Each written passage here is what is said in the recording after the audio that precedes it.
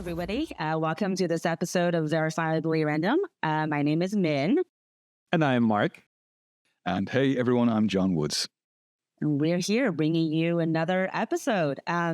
So, John, I think last episode, we had Tassos D13 on talking about NodeKit, which is, as everybody knows, as the easiest way to spin up a node to participate in consensus. Since then, we've had some pretty remarkable numbers. I was just checking online today. We have 2017 accounts registered online. We have 1.56 billion algos staked. We have a partner Kiln that is providing staking as a service for exchanges like Bitpanda. It seems like things are going really well. And then, I also know that the foundation have been steadily pulling back our stake. So I wanted to see if you can give us just a quick update on how things are looking from your end. Yeah, absolutely. So the numbers you quote are bang on. I also just checked before we came live, and you're right. There's over 2,000 accounts online now. As we've discussed before, there's not necessarily a direct single, direct mapping between accounts and computers running on the network.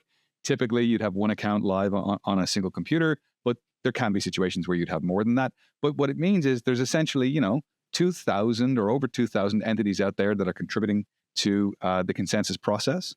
As you also said, we've seen an explosion in the number of nodes that are running in addition to these consensus runners. So we have just a general increase in the number of nodes following the chain, providing analytics, that kind of stuff. And we're seeing numbers over 4,300 for nodes generally.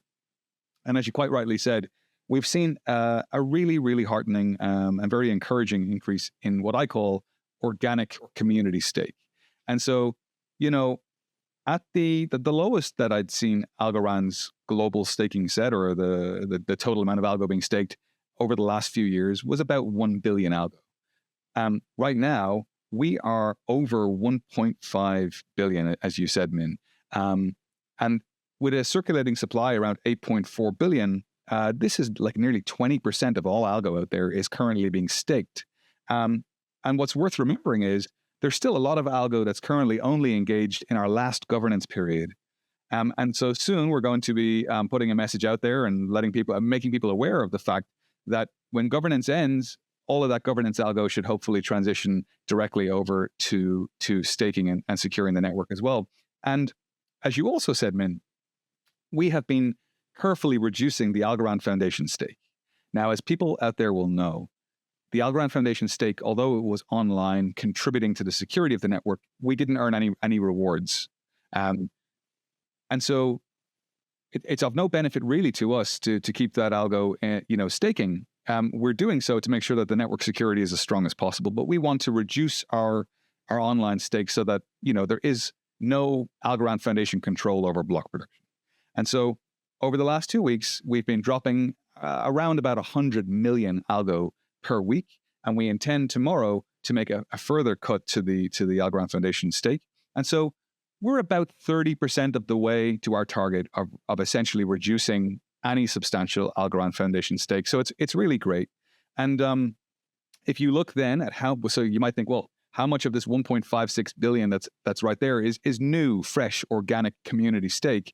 And the answer is somewhere around 400 million algo or so. And so this is really great. Even at today's price of algo, which last time I looked was 25 cents or 27 cents, something like that, it's a very substantial, $100+ million of people's algo that's now securing the network.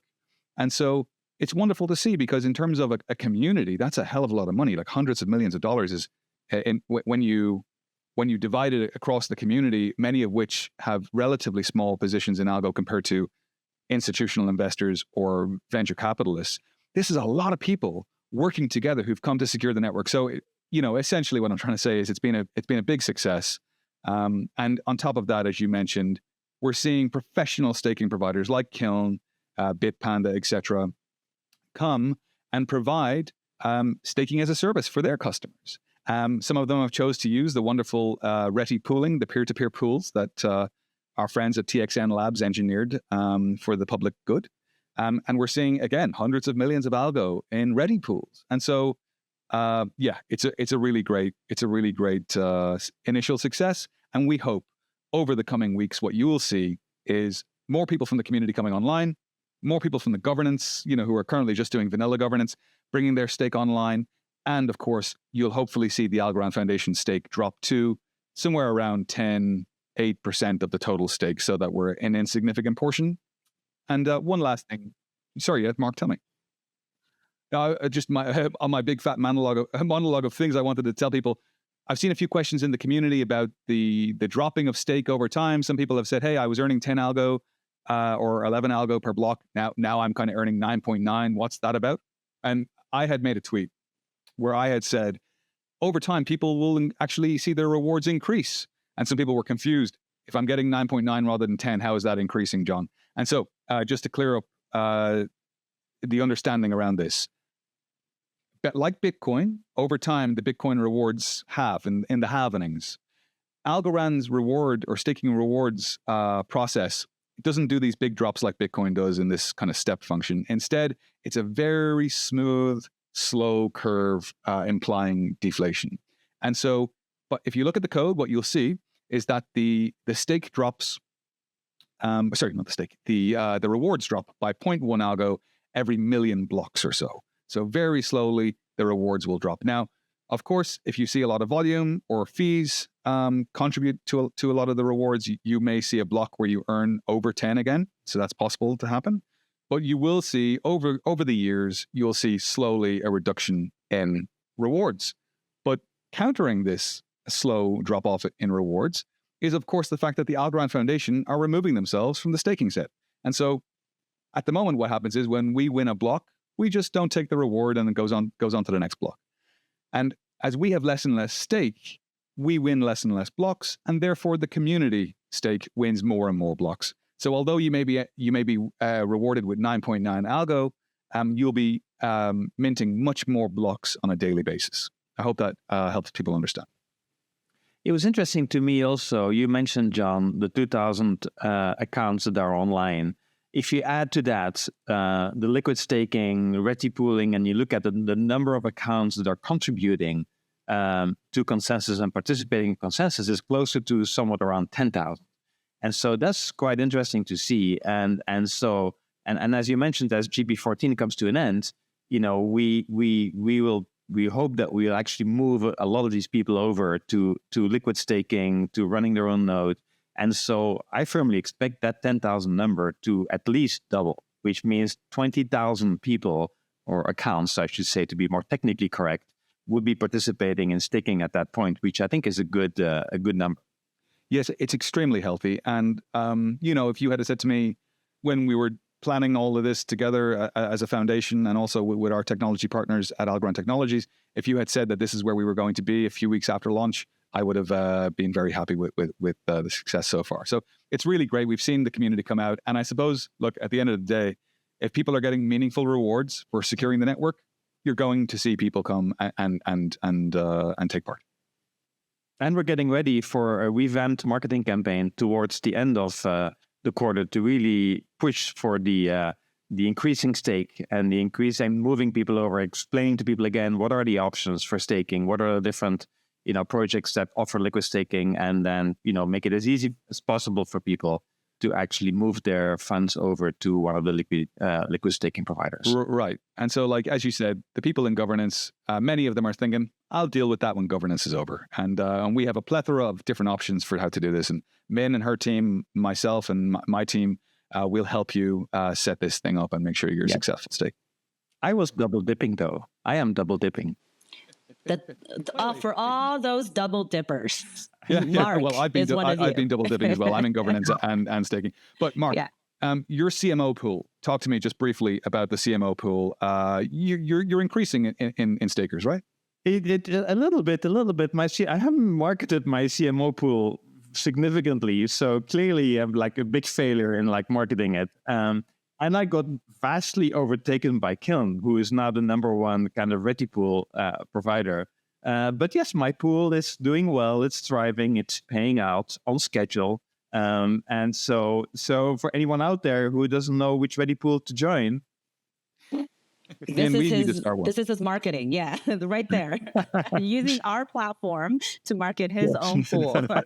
Exactly. To selfishly earn himself fees. It's some really extra rewards. Yeah, look at that. No, that's really, really exciting. And I think the important thing for staking really is that after GP14 ends, we're going to really see another uptick. And John, I guess just to recap kind of what you're saying, the numbers for us to really keep our eyes on are the amount of algo staked, the number of accounts that are participating in consensus. And to me, it's also the amount that the foundation is removing as well from the stake, right? Like that trend is going to really sort of show the health of the network. Right. And one last thing on this. If you go to tps.nodely.io and you're having a look at the metrics around the current active stake, it might seem to you that it's kind of staying around the 1.5 zone. But if the foundation hadn't been removing aggressively hundreds of millions of algo, that would actually be over 20% of all algo in circulation right now. So it's kind of like as it gets added, we start taking it away. And that's what we want to do by design. But it is increasing in terms of community stake and reducing in terms of foundation stake. Yeah. And it's also interesting, like we talked about the nodes and getting to over 4,000 nodes. Correct me if I'm wrong, John, but that makes us one of the most distributed blockchains out there, right? I think it's only Ethereum that has more nodes than us at the present time. Like all of the other blockchains pretty much have less than 4,000 nodes. Very much so. And Marc, I think it's a function really of the fact that, look, I'm running my Algorand node on an M1 MacBook Pro basic version. You don't need a supercomputer to run one of these things. And that's why I think we've seen such an uptick. It's easy to do on a commodity piece of hardware. You heard it here. Run your own node or participate in Marc's node. That's or Marc's pool. Those are your only options here. All right, cool. So I think let's talk a little bit about what else has been happening. I think since we last got together as a group, we had our Nigeria team go to Lagos and Abuja, I believe. They participated in some roundtables. They met with the SEC. So I think there's some really exciting things coming out of there. I think we're still trying to see if we can get the Nigeria team to join us on one of these episodes and really talk about their experience there. The India team also had a pretty big week last week. Anil and Nikhil were in India. They announced, our Mandeshi project, which is really cool, and that's going to be on mainnet in Q1. They also announced their hack series, which, John, I think the goal is really to get a bunch of developers to come check out Python, check out Algo Kit, hack away at some challenges, and it's kind of the precursor to what we've been doing for our Road to Impact. Speaking of hackathons and events, Marc, we're doing some pretty big stuff at EthDenver as well. Can you give us a little bit of a teaser? Yes, so EthDenver is the first big conference that we're participating in this year, and it's a conference in the US, and you'll see us do a lot more in the US this year. We're really doubling down on the opportunity, and with a regulatory climate that hopefully is going to become a lot more flexible and positive, we're planning a bunch of activities this year that are US focused. And so EthDenver is the first one. And so we're doing a couple of things. First of all, when you arrive at the airport, you'll see Algorand billboards at the airport, and you will not be able to miss them. And so we're very excited about that. So Algorand will welcome you to Denver. And then the second thing is we're doing a couple of side events at the conference. We're doing a women's breakfast on Wednesday, and then on Thursday we have a full day planned of activities at an outside location. And we'll talk about staking. We'll have Patrick there to talk about ready pools. And we'll talk about developing on Algorand. So we'll have settlement. The settlement team is coming over, and so they'll talk about their experience of moving from Ethereum to Algorand and all the benefits that entails.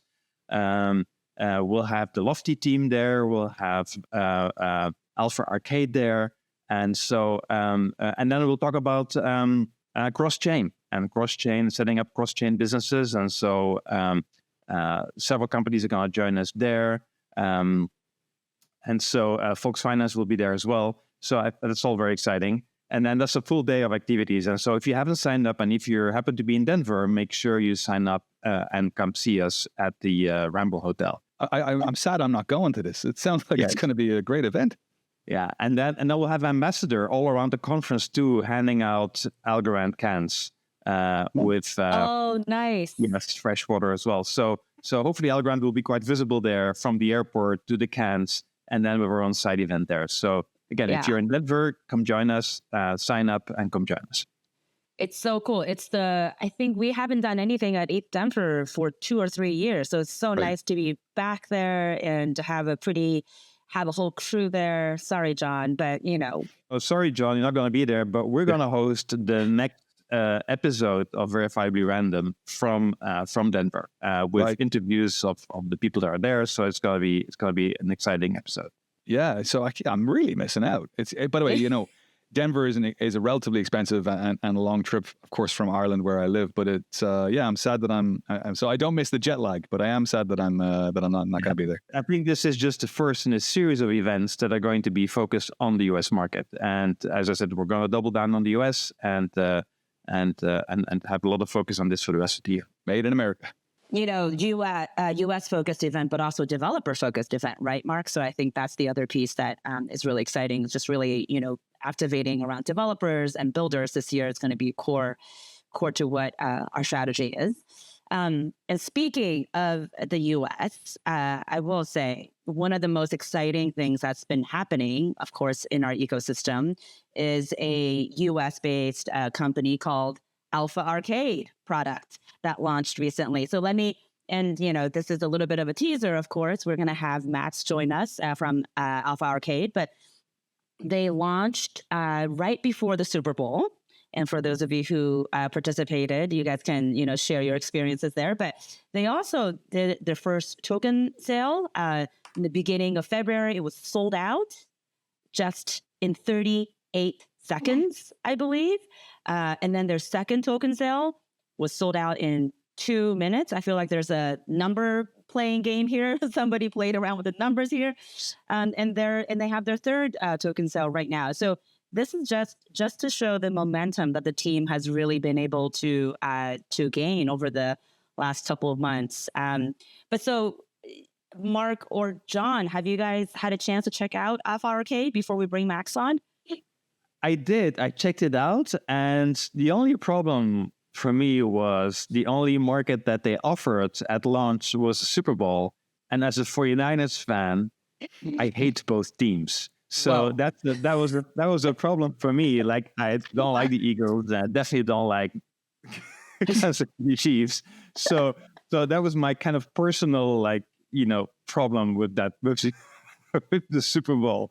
But I'm sure to participate in some of the upcoming markets that they are about to launch. Yeah, I'm extremely excited about this one. I checked out the site, and I think prediction markets are one of the most exciting apps. For example, like Polymarket is on Polygon, and so people love to play with this stuff, and I'm very excited about it. I'm going to be playing with it personally. I think it's very cool, and so I'm very much looking forward to the new markets coming along. So yeah, let's talk to Max and see what it's all about. Yeah, let's do it. Let's bring this on. So Max, thank you for joining us. Can you give us a little bit of just an introduction to yourself and a little bit of kind of how Alpha Arcade became to be? Sure. Yeah. Thanks for having me on. My name is Max. I'm a founder at Lofty, another company in the Algorand ecosystem that we started about 7 years ago now, which is just insane to say. OG. We've had an unbelievable experience in the Algorand ecosystem. It's been great. Everyone's been super helpful. And I would say about around November of last year, Marc, one of my partners at Lofty, and I became just completely obsessed with Polymarket during the election, kind of like everyone else. We were using Polymarket, and I think like a lot of people, when they're using apps on other blockchains, they thought this is awesome, but it would just be way better if it was built on Algorand because it would be a lot smoother, a lot faster, and a lot cheaper.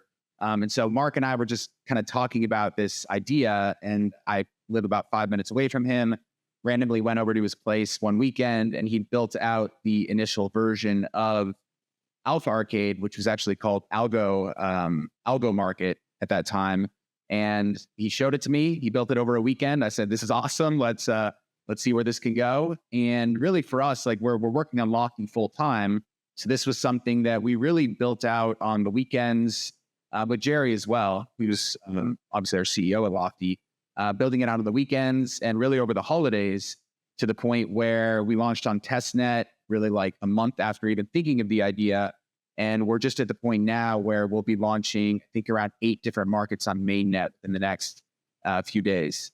So it's super exciting. It's really unique. Like John was saying, prediction markets, in my opinion, are one of the most interesting kind of financial products that have really come about really in the last, I would say, 4 or 5 months during the election is when it really started to catch fire. So we're super excited to see where it goes. And again, I think you could take a lot of different products on other chains, move them over to Algorand, and they're just immediately significantly better just because of how superior the tech is. So we're super excited. As a non-US citizen, just trying to track what was happening, I could go to the Irish news websites or the American news outlets and try to disambiguate thousands of articles, or I could just go to Polymarket and just see where the percentages were. And that's what I used to get my news during the election process. And so they're really, really useful markets, actually. For sure. And I think that's what really helped to catch fire. Polymarket, I think, predicted all of the swing states correctly.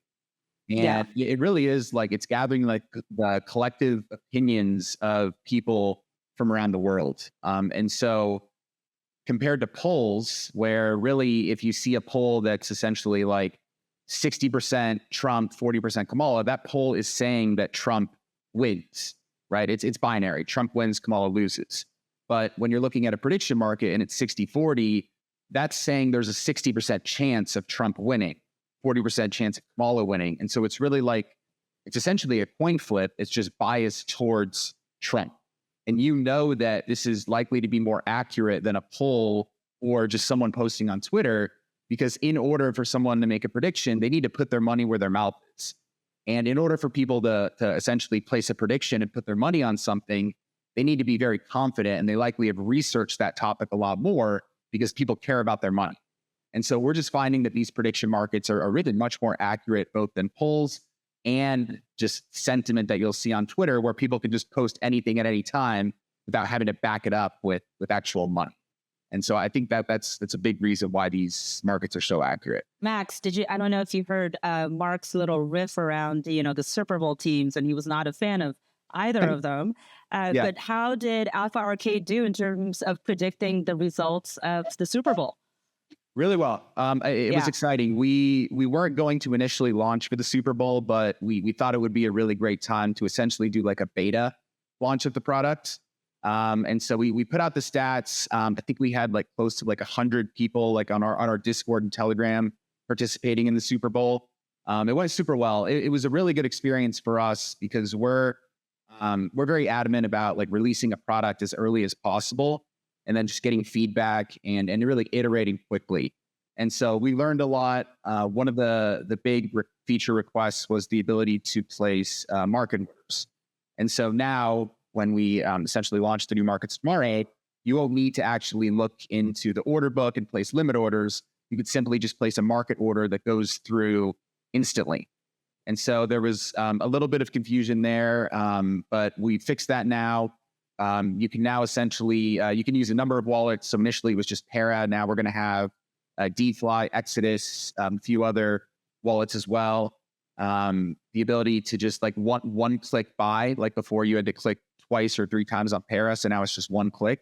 We made a bunch of UI updates. And so it was really like the perfect beta test to get feedback from the community and then just iterate very quickly to where the product is just something now that I don't even think people recognize that use the product during the Super Bowl. So we're super excited. Great.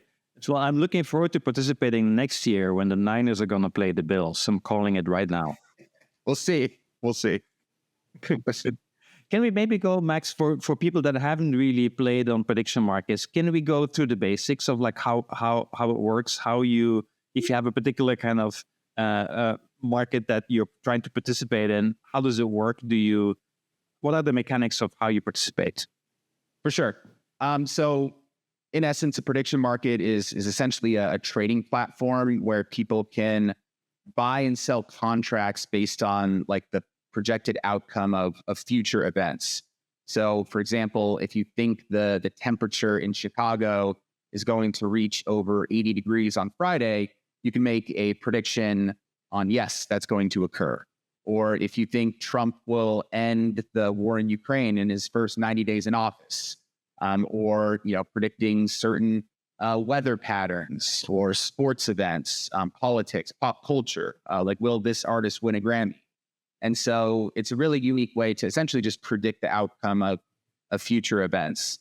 And essentially, each event is essentially a contract.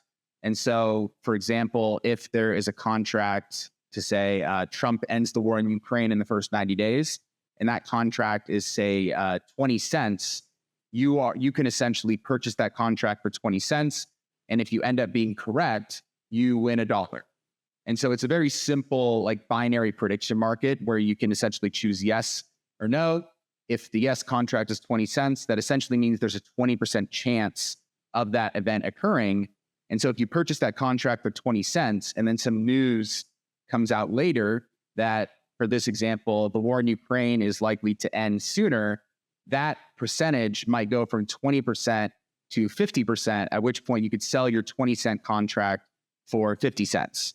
And so you have the ability to essentially sell anytime based on these odds changing in real time, which I think is one of the more unique aspects of prediction markets. And then, but if it's 20 cents, like if I want to invest like $100, right? Like how does that then work? If the contract is priced at 20 cents, right? So essentially, you could just put in the exact amount you want to purchase, and then the number of shares at that price of 20 cents. Okay. And then if you end up winning, if the contract ends, essentially it resolves, you would win $1 for each share, each contract you purchase. Right. Yeah, but you do need. This is a question, by the way, rather than a statement. But isn't it the case that, like, if I came along and I had, say, $10,000, and I wanted to predict some eventuality coming out with some certainty, if I decided that the current market prediction was saying 80% yes, 20% no, if I place that $10,000 on the 80%, doesn't it have to be matched on the other side by people who are? Right.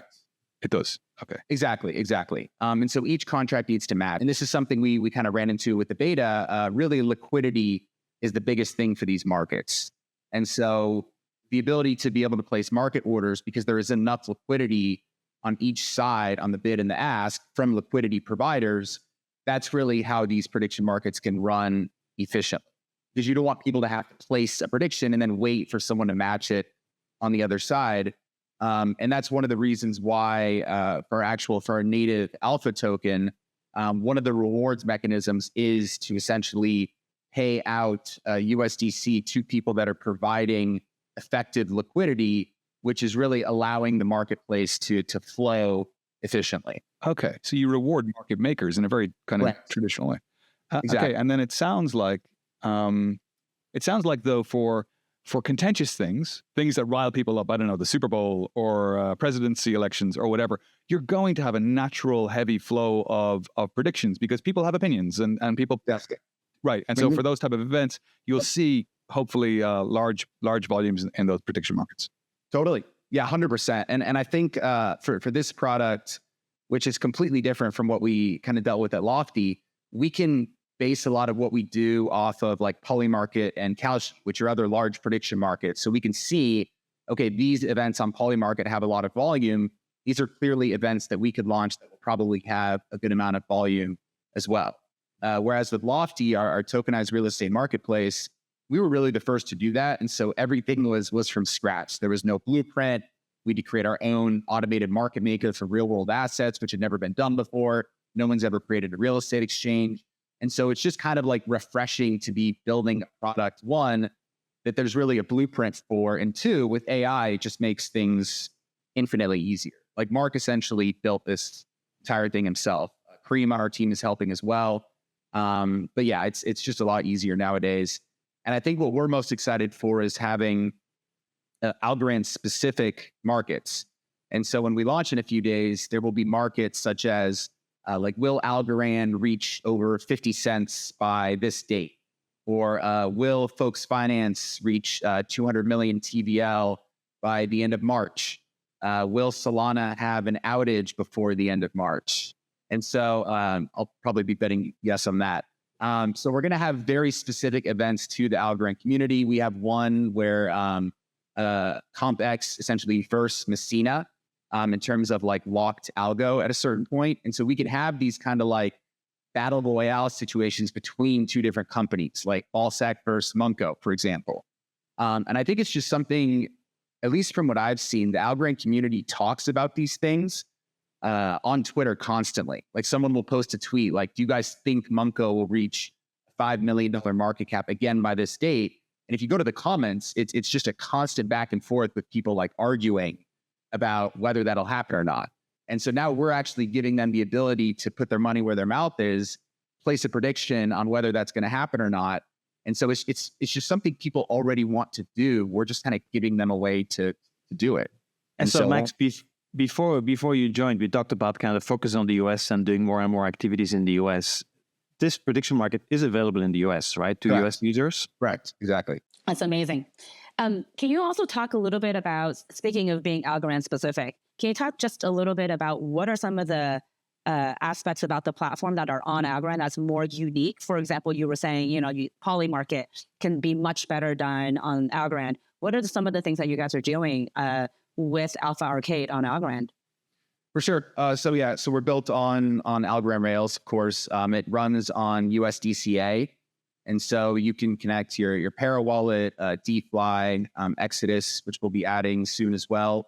And we'll also soon be adding the ability to easily convert Algorand to essentially USDCA when you make a prediction, so you don't have to go onto another platform to do that. And so cool. we think this can be like a really good gateway for people to get into the Algorand community. And it just increases the number of transactions that are occurring on Algorand when people are placing these predictions. And so we think it can really contribute to like the key KPIs that people are looking for when they're looking at different blockchains.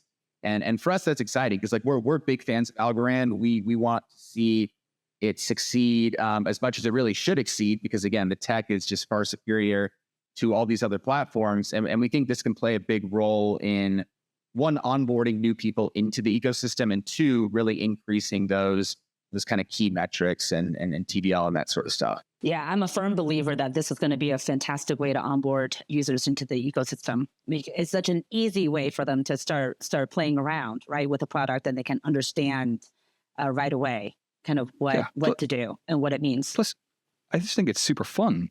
It's like, I don't know, for me, like, don't get me wrong, I understand DeFi and trading and that kind of stuff, but I don't know, I find it a little bit boring sometimes, just the traditional looking at a chart and markets and stuff like that. And so for something like this, for me, it's just so much more intuitive, so much more fun. And I personally am going to spend a ridiculous amount of money over at Alpha Arcade. So let's launch. The goal is to make it fun. And you can really do any types of markets. We have people that are proposing their own markets. Someone messaged us and wanted to essentially create a market for the USA versus Canada hockey match tomorrow, which we're going to do now. Someone said, hey, can you guys set up a market for like the German parliamentary election? I want to put this much money on yes. And so we could launch that market with liquidity in place because this person suggested it and they're willing to essentially put the initial liquidity on yes. And so again, like we're super excited because we know this is something people have wanted and we want to make it fun. So you're spot on. We have a ton of fun testing this with like fake money because test that and it's still a blast. So we're super excited to be live. Did you notice that I was talking about spending $100 where John was talking about spending $10,000? See that kind of like marketing. That's probably John much more. It's like the pay scale of a CMO versus a CTO, I guess. Sure. That's so good. That's super cool. Oh man. The thing about it is that I actually wouldn't even be working, Max, if I kept all of the Bitcoin I originally had. But instead, unfortunately, I used it in prediction markets very, very early. And so maybe there's a lesson there. I should stay out of prediction markets and just hodl. But I think it's going to be super fun. I'm delighted Algorand doesn't have something like this. I looked for it, when I first joined, and I was surprised to see that it didn't exist. So I'm super excited to see it. We couldn't be more excited. We spent a lot of time on like the tokenomics for the actual alpha token. And so there are trading fees on the prediction market, but if you're holding alpha, 40% of the trading fees go to alpha holders as USDC. The other 40% goes towards purchasing alpha, which is then burned to reduce supply. And then the other 20% of trading fees go to liquidity providers.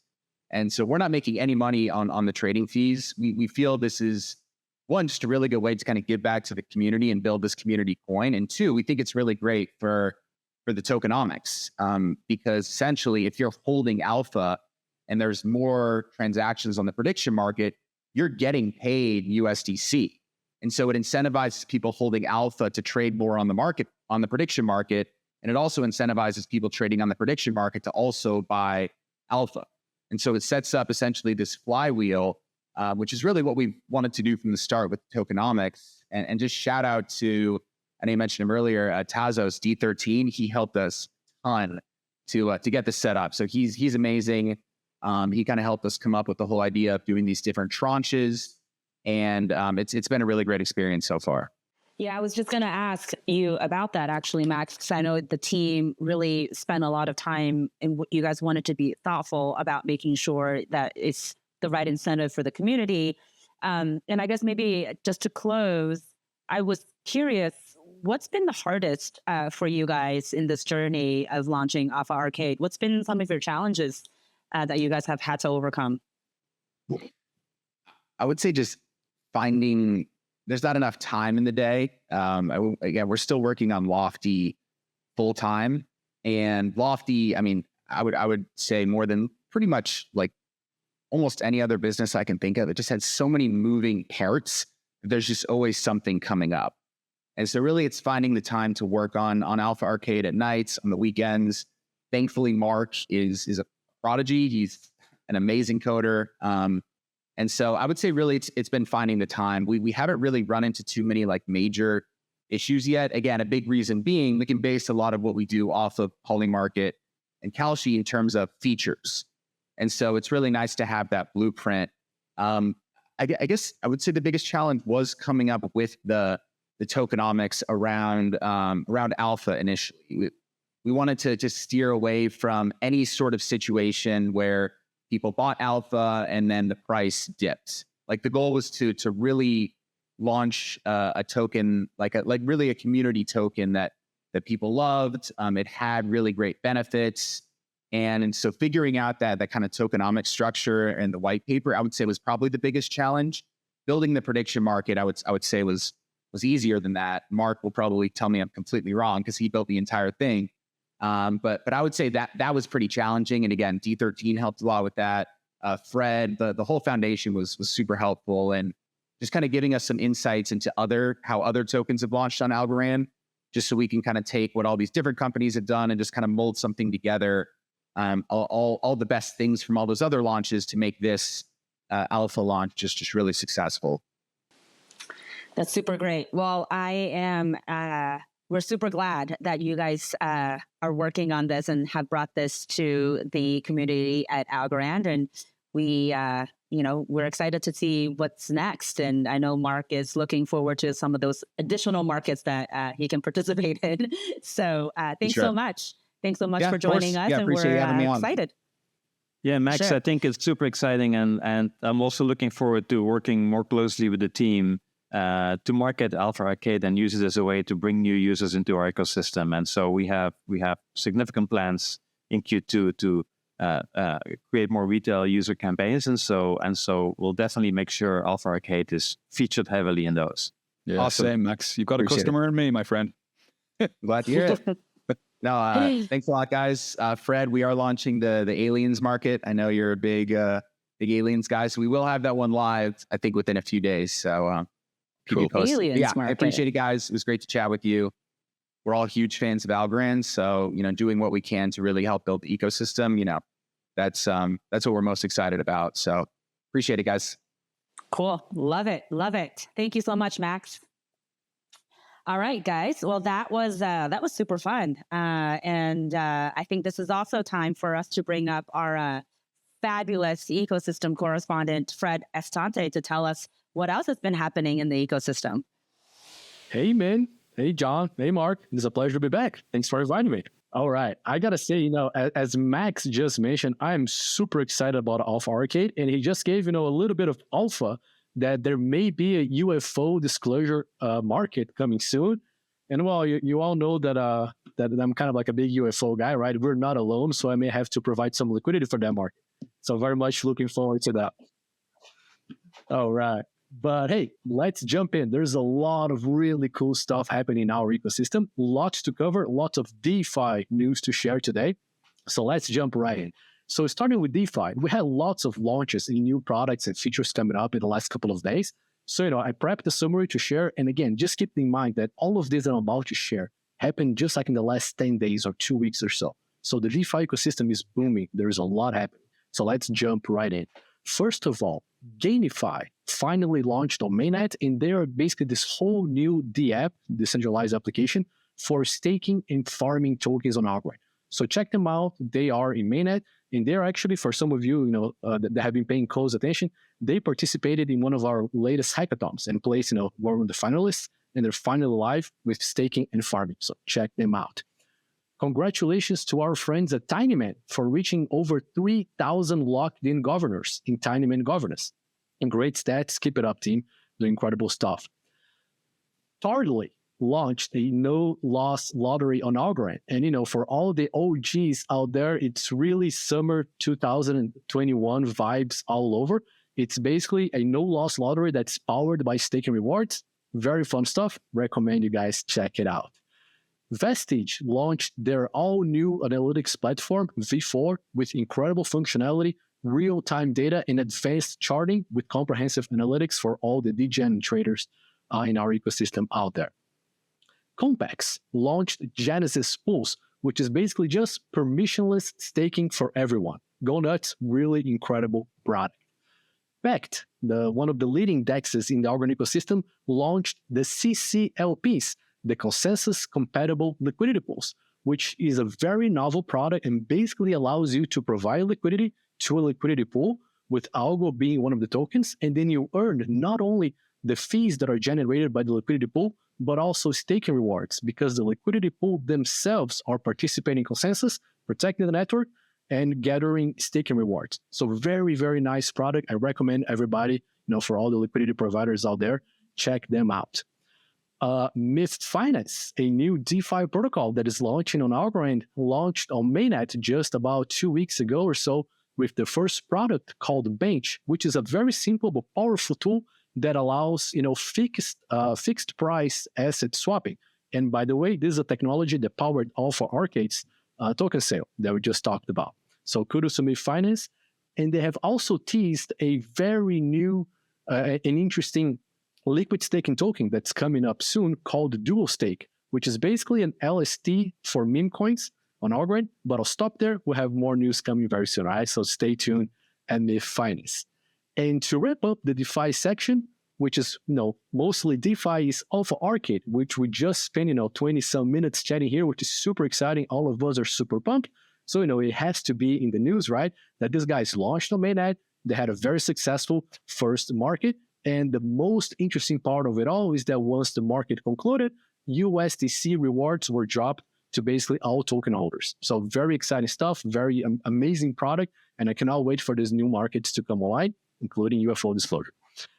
Moving on to NFT and gaming, but still a little bit touching on DeFi. The very first news I want to share today is that Shuffle, one of the leading NFT marketplaces on Algorand, actually launched a DEX.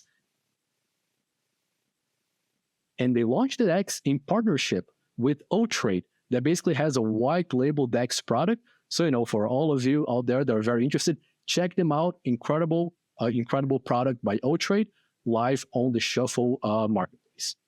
Moving on, Azalytic launched a composable marketplace analytics tool. So great place for you to have lots of, real-time, updated, advanced insights into the marketplace. Check them out.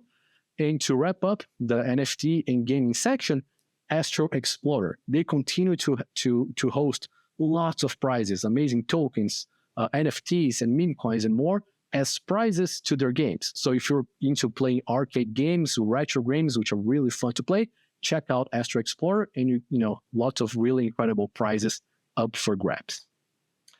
And then as we move on to the last section, which is the news about infrastructure and tools, also a lot of stuff happened in the last 2 days here. So let's just jump right in. As John mentioned very early in this conversation, Kiln launched Algorand staking through a Ready pool that already has over 100 million algos delegated to them, which includes algos from centralized exchanges. So really fun, novel solutions, very exciting, and we're very happy to have Kiln support Algorand staking. ASA Stats, an excellent portfolio tracker on Algorand, just integrated and now tracks all the assets from Gamify that I just mentioned, a few minutes ago. They launched on mainnet, so now their entire stack and pools and everything is already covered in the ASA Stats tracker. Para added a really cool feature for all the degens out there, which is price notifications for algos and ASAs. So if you want to follow closely the price action of your favorite tokens, just hit Para, save the tokens as favorites, and you get the price notifications in your app. And they have also integrated with WorkNinja to facilitate token bonding. So again, lots of incredible news for all the degens in our community and ecosystem out there. Wend.tools launched a great token management and airdrop tooling. So for all the creators out there, excellent tooling. I highly recommend. Really easy to use. Our friends at Transaction Lab released Use Wallet v4.0.0 with full support for the Algo SDK v3 and also with support for custom network configurations. All right, so this is great for all the devs out there. And to wrap up today, one final piece of friendly advice for all the node runners out there that, earlier in the conversation, the three of you talked about these incredible numbers of accounts and nodes validating the networks. NodeKit just launched a quick but very powerful tool, which is the Quick Keyreg offline tool. So for all of you node runners, in case you encounter some difficulties, some troubles, and you need to bring an account offline, you can now use NodeKit to do that very quickly, very easily. And team, that's all that I have for today. It was a lot of stuff happening, infra, DeFi. It's a lot of fun, but that's all I have for today. Thanks for inviting me. Thanks, Fred. I think it's so exciting to see all these new projects launching. I think this has been a very, very busy couple of weeks. Yes, and there's more to come. Stay tuned. There's a few more launches in the pipeline. One other thing, Fred, I just on the no loss lottery, the Tardley no loss lottery, just want to highlight that's, I know it sounds playful, but it's actually really technically very great. What the team did there behind that product was they took the Ready pooling technology, and they leveraged it. And so normally you have a pool like the CMO pool and you stake to the pool. Instead, with the no loss lottery, you stake to a contract that the pool essentially owns, and that changes the rules of how things work. And so the rewards the fees on the pool are essentially 100%. So if you stake directly to the pool, you'll earn nothing. But by staking into this contract with the fees at 100%, you essentially accumulate the rewards, and then this contract runs the lottery, and people can then win. So it's cool to see a new technology in smart contracts leverage an existing technology like those peer-to-peer pools, which were thought of as only working the way that they naturally do, in order to come up with a playful and fun product for people and degens. So that is kind of cool. And that's kind of the idea behind composability, right? There's like the ability that you take, a protocol and then you implement it and you connect to it in the way that you want to.